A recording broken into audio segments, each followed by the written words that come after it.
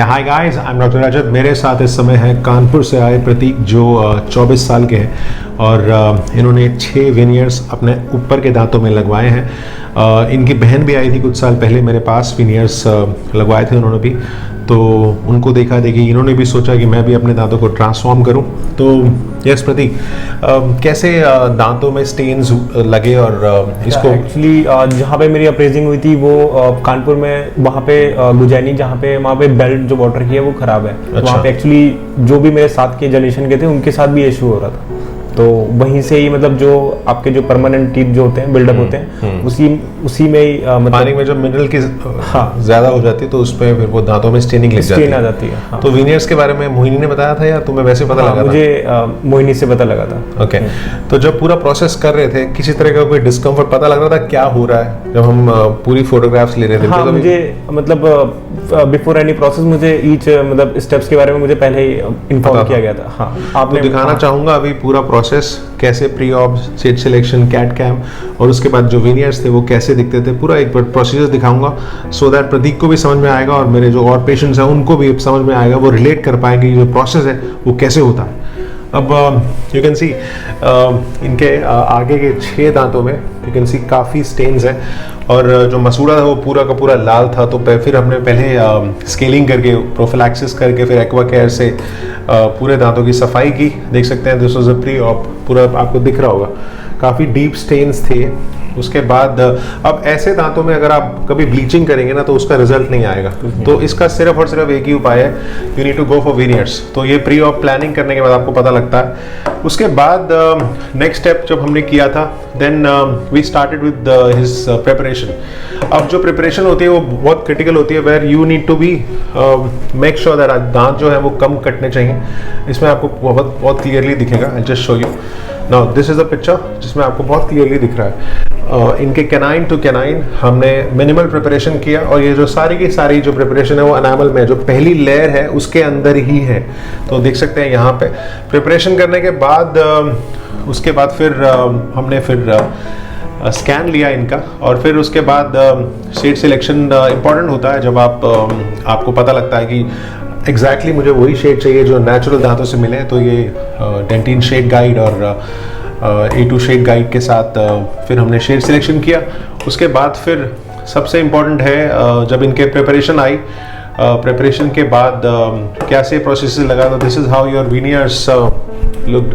बहुत थिन है, आपको दिख रहा होगा पूरा के पूरे जो ट्रांसलूसेंसी आपको यहाँ पे पूरी दिख रही है, तो इसलिए हाँ यस, तो they are very very thin. तो तभी होता है कि जो दांत है वो कम कटता है। और अब मैं दिखाना चाहूँगा जो कैट कैम हमने जो प्लानिंग किया था वो कैसा था।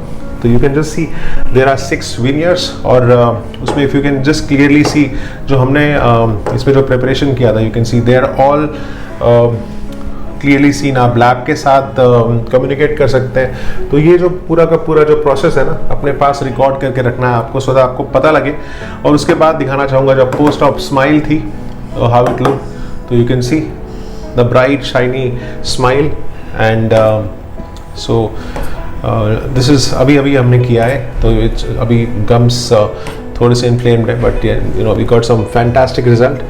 तो this is something that we always try to look to get precision and to get good result. तो प्रतीक कैसा लग रहा है अभी? बहुत अच्छा, मतलब अमेजिंग। इसके बाद इट्स नाइस, वेरी नाइस। सो आप देख सकते हैं चाहे वो एनाटमी हो, चाहे वो कैसे कॉन्टोर को आपको मैनिपुलेट करना है और दांतों के साथ कैसे मर्ज करना है, उसके बाद फिर लैब के साथ कैसे कम्युनिकेट करना है। ट्रायल के समय अगर आपने देखना है कि कहीं ना कहीं कोई मार्जिन्स इल फिटेड तो नहीं है, उसको फिर आपको लैब के साथ मैनिपुलेट करना है। डिजिटल प्लानिंग आप लैब से मांग सकते हैं, तो आप वो पेशेंट को दिखा सकते हैं कि how his smile would be after the placement. तो वो एक इम्पॉर्टेंट है, ट्रायल स्माइल। तो आपको पता होना चाहिए एक्सपेक्टेशंस पेशेंट की क्या है और लैब से भी वो आप कम्युनिकेट कीजिए और ढेर सारी नॉलेज अमालगमेट करके एक अच्छी स्माइल बनती है पेशेंट की। उसमें आपको एक्सपेक्टेशंस चाहिए लैब से भी, क्योंकि आप जिस तरह से वो काम चाहते हैं अच्छी लैब से, वो उस तरह से आपको मिलेगा। तो एक डिजिटल स्माइल मेकओवर इसी को कहते हैं, जब आपने मिनिमल प्रिपरेशन करनी है, कम में ज़्यादा रिजल्ट अच्छा मिले आपको। और I am happy that we could transform his smile and he liked it. So Pratik, मैंने तुम्हें सिर्फ इसलिए बताया है कि I want you to share the same protocol with your friends. I'm giving you all this with you so that you can also share. All the images are yours.